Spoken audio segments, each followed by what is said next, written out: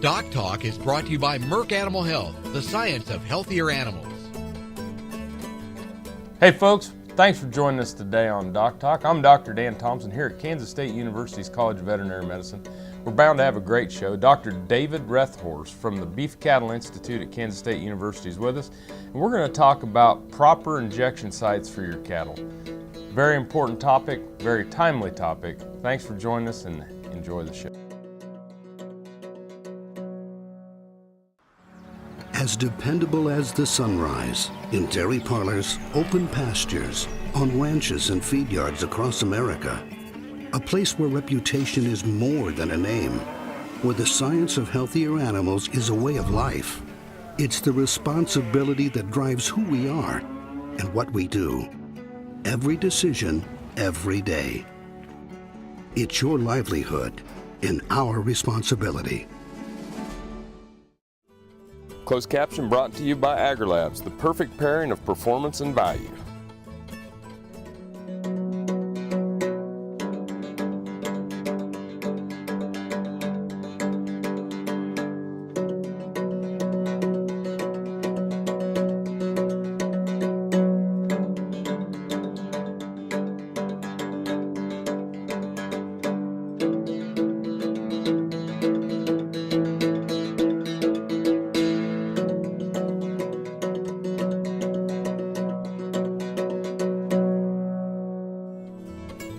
This segment brought to you by the new Hired Hand Portable Cow Sprayer. For more information, visit cowsprayer.com.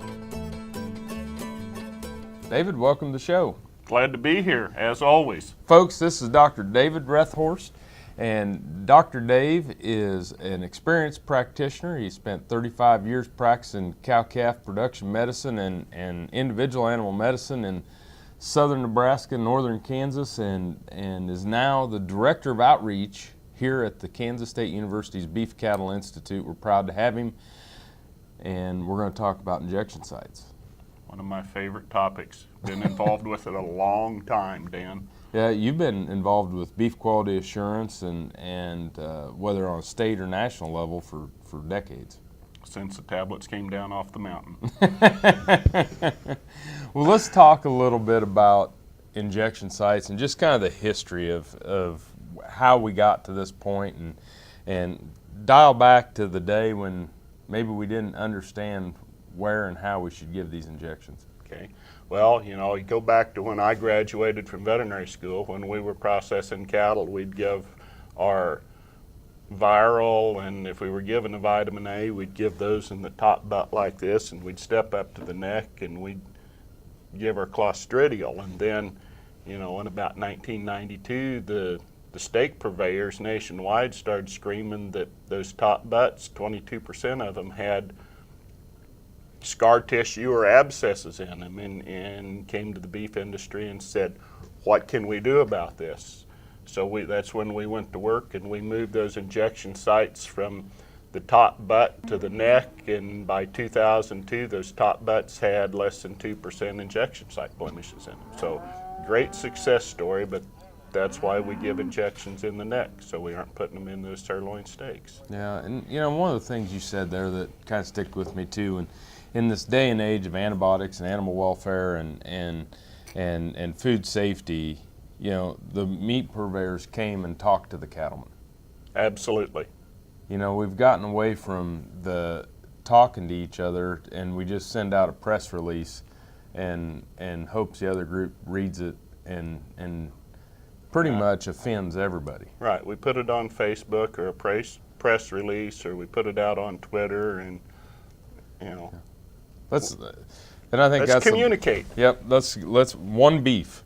Yes. Whether you're selling it to the consumer or whether you're raising it on the hoof, we're all in one beef industry. And this topic, this proper injection site topic, is a prime example of why we need to communicate. And how we can communicate Right. and solve a problem. Right. That's a wonderful success story. Yep. And so, as we get through there, we move then the injection sites from the round to the neck. Right. And we have that, kind of area. Describe the area of the injection site. Well, that area The top of that is 2 inches below the top of the neck because we need to stay below that nuchal ligament that lets that calf hold its head up so its nose isn't down on the ground. The back of that zone is just in front of the slope of the shoulder, and then the bottom of that triangle is the vertebrae in the neck. They're down low, but we certainly don't want to be bouncing the needle off of those vertebrae. So we've got something this long and at the back of it this high on most calves, and we can get a couple, 3 injections in there. Perfect. We're going to take a break. When we come back, more on injection sites with Dr. Dave Rethorst.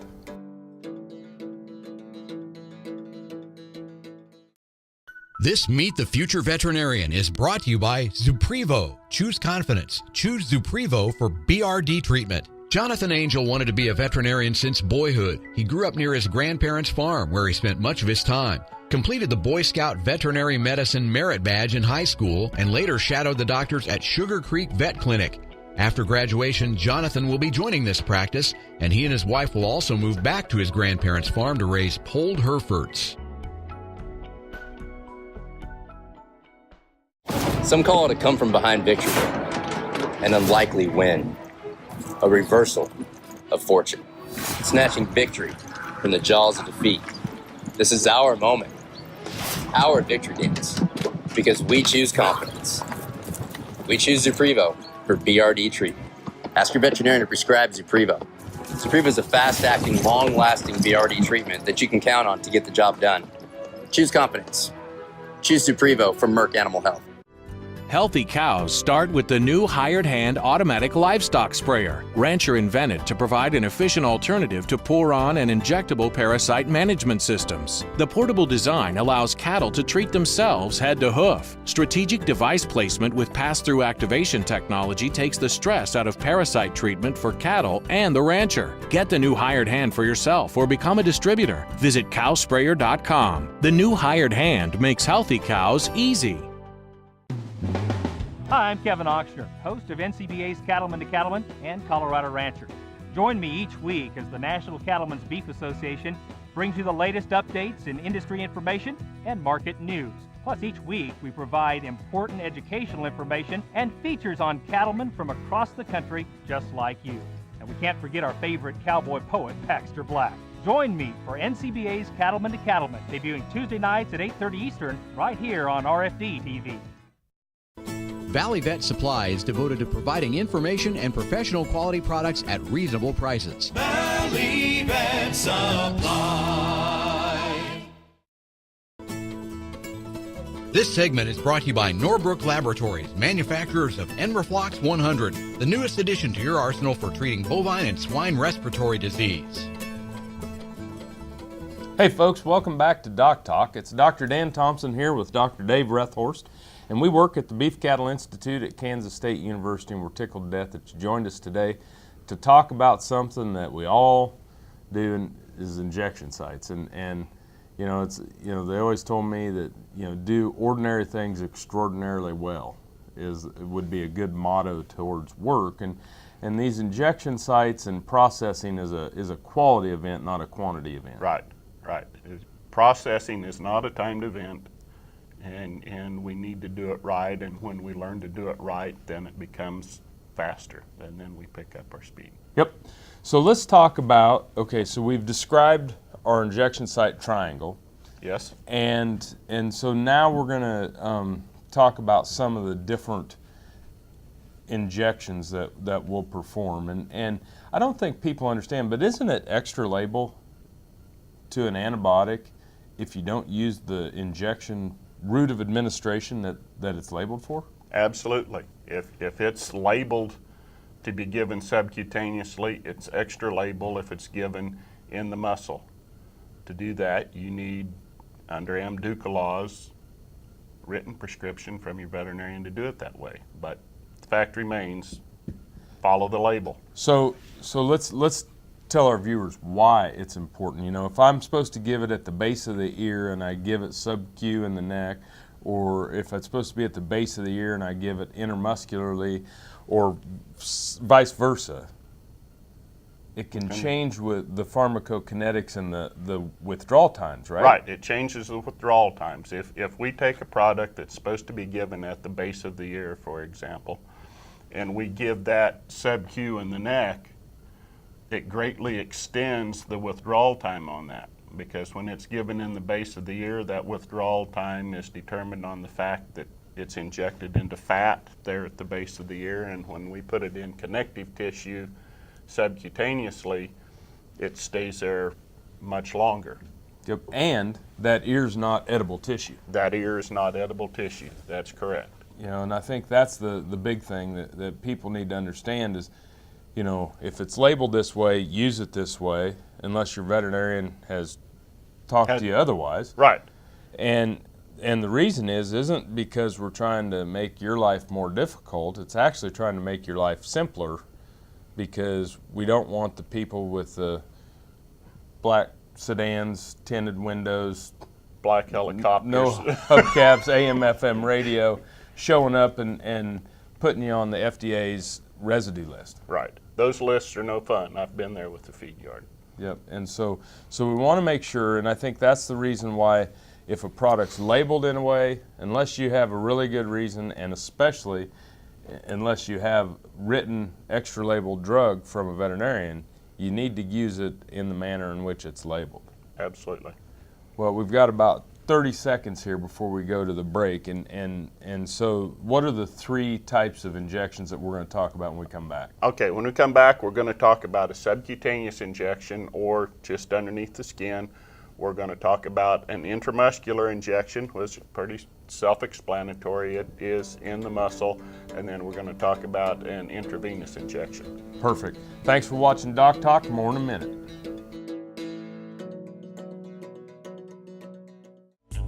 Say this is a calf that's been run through the chute a few too many times. Going through the chute stresses cattle, causing them not to eat like they should. Luckily, Pyramid 5 plus Presponse SQ provides proven protection against key respiratory diseases in a single shot, with just 1 trip through the chute. Talk to your veterinarian about Pyramid 5 plus Presponse SQ, and soon your calves will relax and eat like a whole different animal.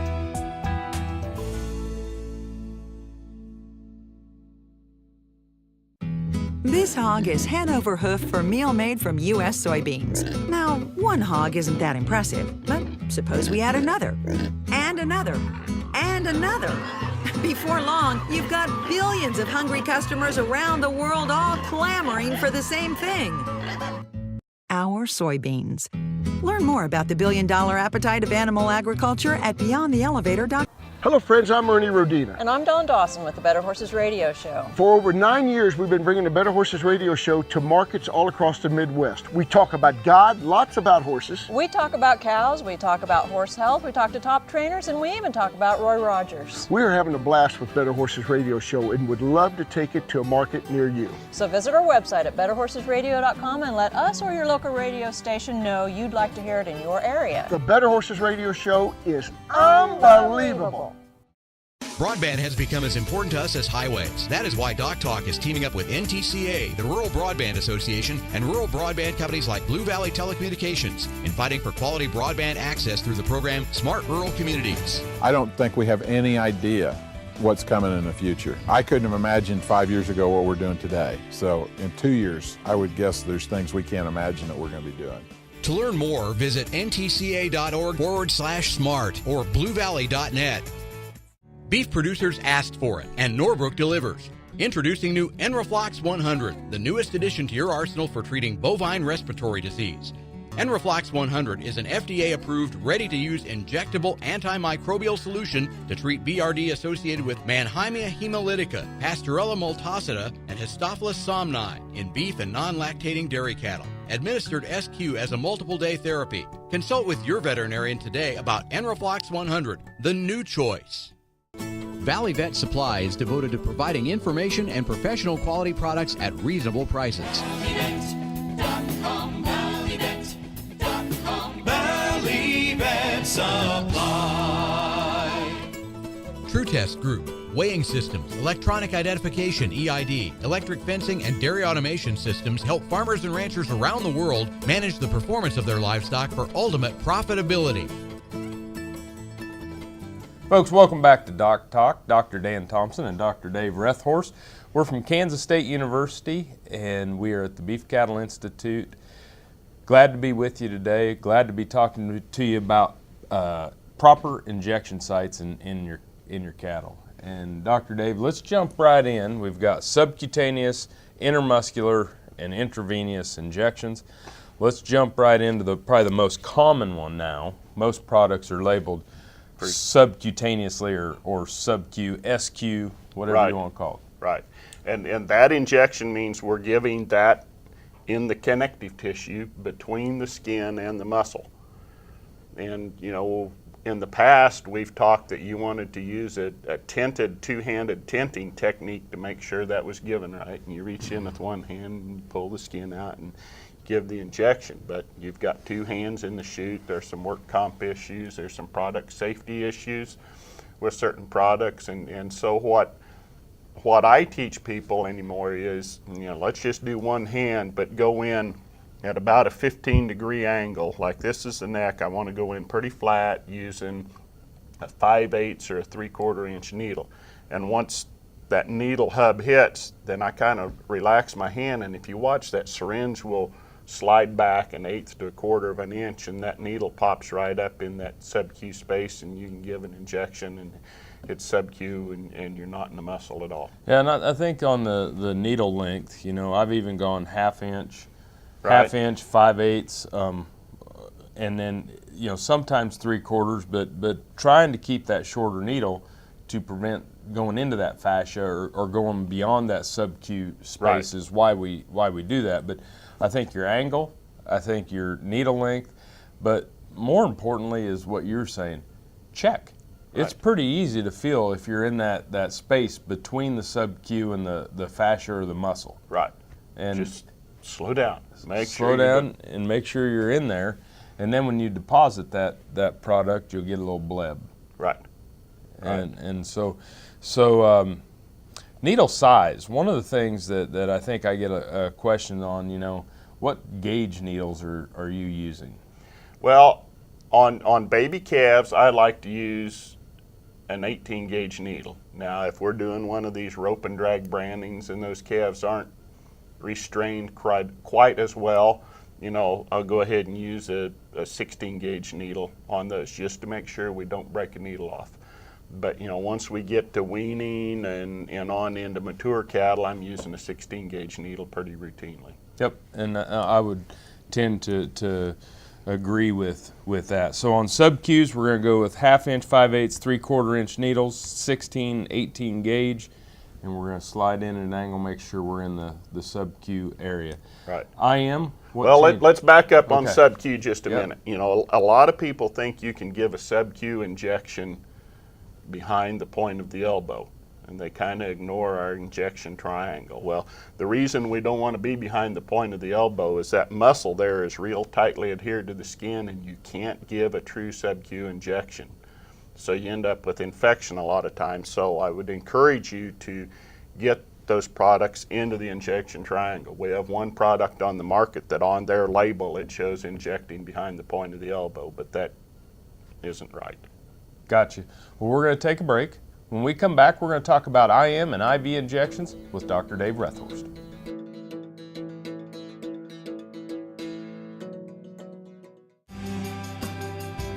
The BQA Tip of the Day, sponsored by Beringer Engelheim Vet Medica, Inc.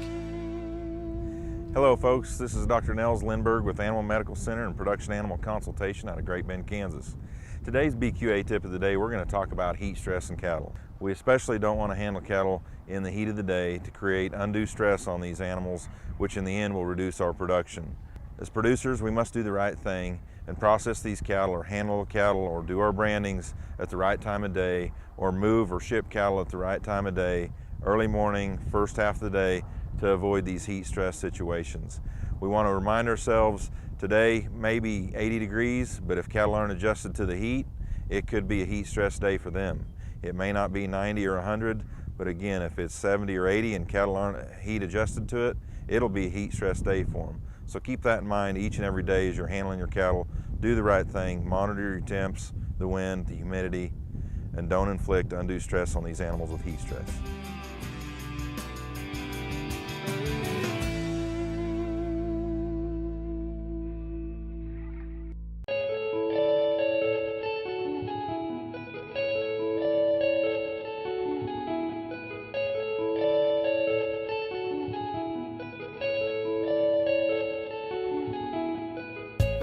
It must be an inherited trait, because I have never wanted to do anything other than be in the cattle business. And it's interesting, as I have grandchildren now, little bitty ones. All they want to do is go to the barn, swing a rope, and be a cowboy. It's something. It's a lifestyle that we have, the way we make a living, obviously.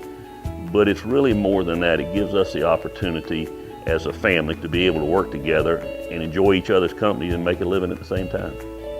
We've been using Triangle for years, and the reason we do it's been safe and effective, and we're going to continue to do that. We'll put the cows in the chute twice a year, spring and fall. 100% of our cattle get vaccinated with Triangle.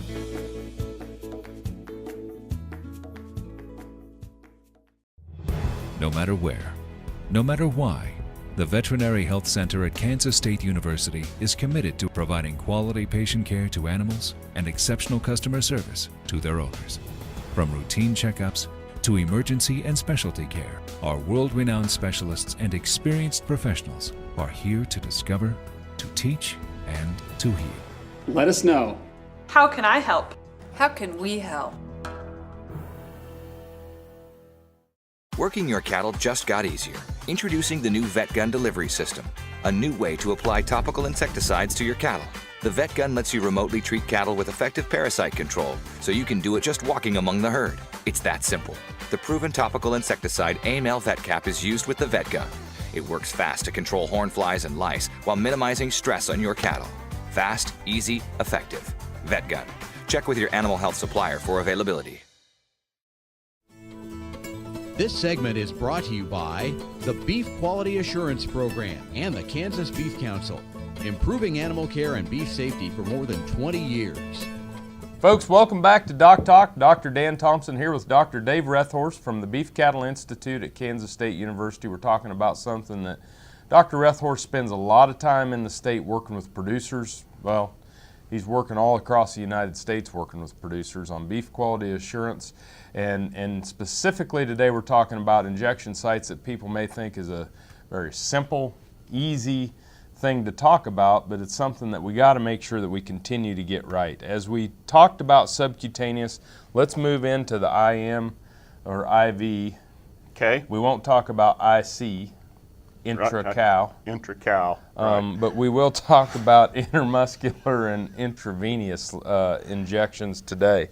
Okay. So let's go with the IM. What are we doing there? Okay, IM, we're giving that product in the muscle. We want it deep in the muscle. There's not a lot of products that are labeled IM anymore. Most of them are labeled sub-Q. But if we are given a product, there's times, you want to give like a viral intramuscular, something like that. If I'm, using it intramuscular on a calf, I'm using an inch needle. Like on a weaning calf, I'd use a 16 gauge inch needle. If I'm intramuscular on a mature cow, I'm using a 16 gauge 1.5 inch needle, because I want to make sure I'm in the muscle where I get the absorption that I'm after. So technique on IM, it's not going to be at that 15 degree angle. No, it's going to be straight in. Perpendicular. Perpendicular to the surface you're injecting into. Okay. You can be, using an 1.5 inch needle, you can be off a little bit and still get into the muscle belly, but you want to be basically straight in. And I think it's important to understand that where we're giving that injection, between that vertebral column and between that nuchal ligament, that's muscle all the way across. Absolutely. So when we're given that, if we're too low, you'll know it. You'll bounce it off the bone, and we don't want to do that. Right. And if you're too high, you'll hit that ligament, and you're going to have sore neck calves, and the product isn't going to work. Exactly. So let's talk about IV. Okay, IV. We occasionally still give some antibiotics intravenously on an individual animal basis. Milk fevers. Milk fevers, the calcium, magnesium products, something like that. I like to use a 14 gauge 2-inch needle and make sure it's threaded down the vein, and that way I don't have trouble with it popping out. Some people use a 16 gauge needle, but again, it goes back to knowing the technique. Flunixin is labeled intravenously. We could do an IV with a 16 gauge inch to 1.5 inch needle on that, and it's critical we bring that up. A lot of flunixin's given intramuscular, causes nasty injection site lesions. So when we're using that product, we need to be giving it IV. Perfect. Well, thanks for joining us today. Glad to be here. And thank you for joining us today. Remember, always work with your local veterinarian. And if you want to know more about what Dr. Dave and I do here at K-State, you can find us on the web at www.vet.ksu.edu. You've been watching DocTalk. We're sure glad you joined us. I'm Dr. Dan Thompson, and I'll see you down the road.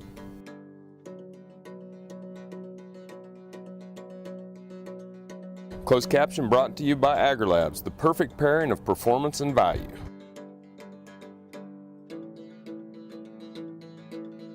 For more information about this program or previous programs, go to DocTalkTV.com.